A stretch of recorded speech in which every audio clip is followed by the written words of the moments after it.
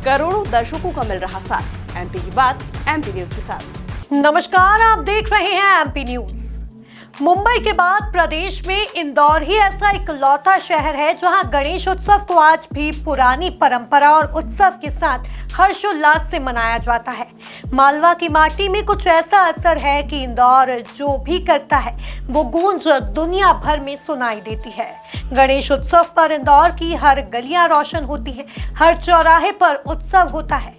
इसी के साथ आज से गणेश उत्सव की शुरुआत भी हो रही है और हमारे साथ स्टूडियो में मौजूद है नेताजी सुभाष मंच के अध्यक्ष मदन परमालिया जी, जो समाज सेवी भी हैं, जिनसे जानते हैं कि इंदौर में क्या कुछ इस परंपरा गणेश उत्सव की रहने वाली है और क्या कुछ अब तक देखी गई है। नमस्कार सर, एमपी न्यूज़ में आपका स्वागत है। सबसे पहले आपको इस गणेश उत्सव की मैं शुभकामनाएं देना चाहती हूँ और आपसे ये जानना चाहेंगे कि कैसा रहा अभी तक का गणेश उत्सव का इतिहास इंदौर की अगर बात की जाए तो। जय हिंद, जय माता दी। सरफरोशी की तमन्ना अब हमारे दिल में है, देखना है जोर कितना बाजुए कातिल में है। 9 अगस्त 42 को जब महात्मा गांधी जी ने पहली बार मुंबई के महाधिवेशन में घोषणा की कि अंग्रेजों भारत छोड़ो, और जब भारत छोड़ने की बात, भारत छोड़ो का जब बिगुल बजा तो हमारे इंदौर, मालवा प्रांत और पूरे देश से बाल उम्र के लोग उन्हें शामिल होकर देश को आज़ाद कराने में अपना बीड़ा उठाया। उसी तारतम्य के अंदर 9 अगस्त के बाद आता है सितंबर में होती है श्री गणेश की तैयारियां। और वो तैयारियां ऐसी होने लगी कि जब हुक्मचंद मिल में मैनेजर थे श्री पंत वेद साहब, उनके दिल में आया कि हम लोग क्रांति का हिस्सा बना सकते हैं इसको, तो इस बहाने 10 दिन का गणेश उत्सव पूरे इंदौर शहर के अंदर। और मिलें, चूंकि मिलें मजदूरों के नाम से इंदौर मालवा को जाना जाता था, यहाँ पर मजदूर लोगों ने अपना चंदा एकत्रित किया और हुक्मचंद मिल में गणपति बैठाकर उसकी शुरुआत करी। उस शुरुआत में रणगाड़ा के साथ में गणपति जी को बिठाया। बिठाने के बाद में 2 डफलिए वाले हाथ में लालटेन लेकर चलने लगे और हुक्मचंद मिल से श्री कृष्णपुरी खान नदी में आकर उसका विसर्जन किया। यहाँ से 1924 की शुरुआत हुई और ये हम शताब्दी वर्ष मनाने जा रहे हैं। चर मराती मीलों की हालत मजदूरों के खून पसीनों से सींची गई। ये जो मीलों की झांकियों की परंपरा है ये कहीं लुप्त ना हो जाए, इसके लिए वे मजदूर संगठन और उनके साथी आज भी मीलों के गेटों के ऊपर झांकियों का निर्माण कर रहे हैं। और वो निर्माण से हमारी इस परंपरा को पूरे भारतवर्ष में देखने के लिए जन समुदाय उमड़ पड़ता है, जिसमें लगभग 5 से 7 लाख लोग उस झांकियों को निहारते हैं और उस सबका आनंद लेते हैं। झांकियों की शुरुआत चलित झांकी के प्रथम निर्माता श्री मिश्रीलाल जी वर्मा जी एक ऐसे कलाकार थे जिनके दिमाग में ये बात आई कि हम चलित झांकियों का निर्माण करें, और 1943 से लेके वे लगातार झांकियों का निर्माण करने लगे। और जब वो चल समारोह रोडों पर निकलता था तो गांव का इंदौर, महू, देवास, राजस्थान, गुजरात, महाराष्ट्र, चूंकि गणपति उत्सव महाराष्ट्र में दिन में मनाया जाता है, विसर्जन दिन में होता है, लेकिन मालवा प्रांत का इंदौर शहर एक ऐसा है कि जहां पर रात्रि में विसर्जन होता है, जिसको उत्सव के रूप में हम लोग मनाने जाते हैं। मिश्रीलाल वर्मा जी, खूब रूपचंद पंजाबी जी, हमारे श्री रूपचंद पंजाबी जी और खुशीलाल जी ओझा, शिवराज सिंह चौहान मऊ वाले कलाकार, बाबूराव जी मलमकर, सीताराम जी कुशवाहा, ऐसे कई अनेक कलाकार हुए हैं कि जिन्होंने इस परंपरा को जीवित रखने के लिए अपने आप के घर परिवारों को भी गिरवे रखकर इस परंपरा को जीवित रखा। आज उन कलाकारों की बदौलत है कि हमारे चल समारोह का शताब्दी वर्ष इंदौर मालवा प्रांत में आज से प्रारंभ होने जा रहा है। और 17 को जब विसर्जन होगा तो वे कलाकार अपनी कलाओं की छटा को बिखेरेंगे, जिसका हम सब निहारेंगे। झांकियों का शुरुआत में एक नया परिवर्तन आया। आज से 20-25 साल पहले फूलों की शुरुआत होने लगी, फूलों में झांकियों का निर्माण होने लगा, एक नया परिवेश की शुरुआत हुई। फिर परिवर्तन बढ़ने लगा, धीरे धीरे थर्माकोल से भी उसका डिजाइनिंग होने लगा और झांकियों की शुरुआतों के अंदर वे अपनी कलाओं को दिखाने लगे। ये हमारा एक चल समारोह है, जो चल समारोह लगातार 1924 से लेकर आज तक जारी है। सिर्फ लॉकडाउन के अंदर एक वर्ष ही समारोह नहीं निकला। मैं समझता हूँ न जाने क्यों एक लगाव है। उस दिन मेरी आंखों में आंसू, रात को मैं सो नहीं पाया। मेरे घर वाले कहने लगे कि क्या बात है, कि मैंने कहा झांकियों का कारवां रुक गया है, न जाने अगले बार क्या होगा। लेकिन हमारे उन मजदूर भाइयों ने, उनके साथियों ने रात और दिन मेहनत करके जन सहयोग से उस परंपरा को आज भी जीवित रखे हुए हैं। ये है हमारे मालवा की संस्कृति, ये है हमारे मालवा का कल्चर, और ये है हमारे श्री गणेश चल समारोह की परंपरा जी। और खुशी इस बात की होती है कि जहां पर झांकियों का दौर खत्म होने लगा, ऐसे में इंदौर विकास प्राधिकरण, नगर निगम के साथ साथ अन्य संस्थाएं और श्री गजानन गणपति जी खजराना की भी झांकियां इसमें शामिल होने लगी। अब ये कारवां थोड़ा सा बड़ा होने लगा है। लेकिन ऐसे में शासन अगर इसमें सहयोग और अच्छी तरह करें, आज से 3 वर्ष पहले कलेक्टर हमारे थे मनीष सिंह साहब, उन्होंने शायद मेरी आवाज को सुना। मैं हमेशा लड़ाई लड़ता रहा हूं इन झांकियों के लिए, तो उन्होंने झांकी के एक दिन पहले 2-2 लाख रुपए नगद देकर इस परंपरा को बढ़ाने में अपना योगदान दिया।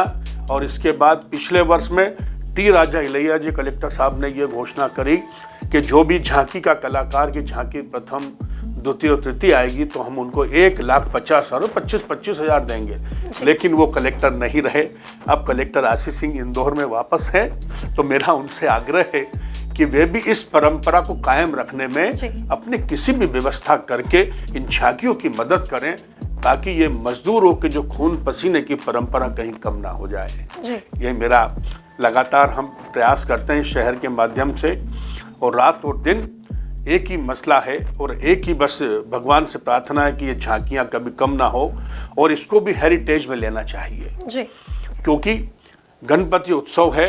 और मेरा माननीय प्रशासन से भी मैं मांग करूंगा आपके चैनल के माध्यम से कि मेरी आवाज़ उन तक पहुंचे कि जिस तरह महाकाल की सवारी के अंदर पुलिस बैंड अपनी प्रस्तुति देता है और उनको नतमस्तक होकर जब निकलता है, तो मैं चाहता हूं कि इंदौर का श्री गणेश विसर्जन चल समारोह की जब शुरुआत 17 तारीख को हो, तो उसमें गणपति जी के आगे पुलिस बैंड भी शामिल होना चाहिए, जिससे हमारे मजदूर भाइयों की और हौसला अफजाई होगी और खुशियां होंगी और ये परंपरा हमारी लगातार चलती रहेगी। ये मेरा इसमें सभी से विनम्र आग्रह है और प्रशासन से भी आग्रह है। जी मदन जी, आजकल के ज़माने में देखते हैं कि 2D, 3D, 4D का ज़माना है, लेकिन ये चलित झांकियों में जन सैलाब जो है अभी भी उमड़ता है। अनंत चतुर्दशी पर जब ये चल समारोह निकाला जाता है, झांकियों का कारवां निकलता है, तो इसके पीछे की क्या वजह, मुख्य वजह क्या मानते हैं आप? इसमें सबसे बड़ी वजह यही है कि अगर मजदूर, देखिए मिल, इंदौर की पहचान मिलों से थी। मिलों में महाराष्ट्र का, गुजरात का, राजस्थान का मजदूर वर्ग आके इंदौर में इसलिए आके बस जाता था कि उनको, मुझे मालूम है कि मिल में मैं नौकरी काम कर लूंगा तो मेरा पेट का पालन हो जाएगा। तो मिलों से हमारी पहचान थी। और इस परंपरा को जब मिले, मुझे दुख इस बात का होता है कि हमारे यहाँ की जो राजनीतिक माता जी जैसे हैं, जिनका शहर में उनके रहते वक्त भी सांसद रही हैं, अगर वो प्रयास करती तो शायद हो सकता है कि मिले शायद एक आध 2 बच पाती। लेकिन उन मजदूर भाइयों ने इस परंपरा को जीवित रखने के लिए लोगों से आर्थिक मदद ले लेकर इस परंपरा को जीवित रखा हुआ है। जी, तो मदन जी, अगर झांकियों की बात की जाए तो अगर इतिहास में जाएं और अब का जो अब की अगर जनरेशन देखें तो क्या कुछ बदलाव अब देखने को मिल रहा है, अगर इतिहास में और अब के समय की बात की जाए तो? नहीं, अब अगर हम देखते हैं तो चूंकि झांकियां बनना चल तो रही है, परंपरा चल रही है, उसके लिए नई नई चीजें आ रही, कई कलाकार रातों दिन मेहनत कर रहे हैं और चला रहे हैं। लेकिन बदलाव अब ये स्थिति का आ गया कि अब आसपास के क्षेत्रों में, जैसे हमारे यहाँ महाराष्ट्र, गुजरात, राजस्थान, महू, देवास, उज्जैन, भोपाल से लोग झांकियों के लिए यहाँ आते थे। अब ये जगह जगह निकलती है। लेकिन इंदौर की झांकियों के अंदर जो सबको आनंद आता है वो शायद कहीं नहीं आ पाता है। ये बदलाव निश्चित हुआ है इसके अंदर। जी, इस 10 दिनी उत्सव में इस बार 2024 में क्या कुछ खास जनता को देखने वाला है, अगर झांकियों की बात की जाए या गणेश उत्सव की बात की जाए इंदौर की? तो नहीं, इसमें जनता को खास कुछ देखने को मिला कि कलाकार 5-6 मीलों की अपनी प्रतिस्पर्धा है।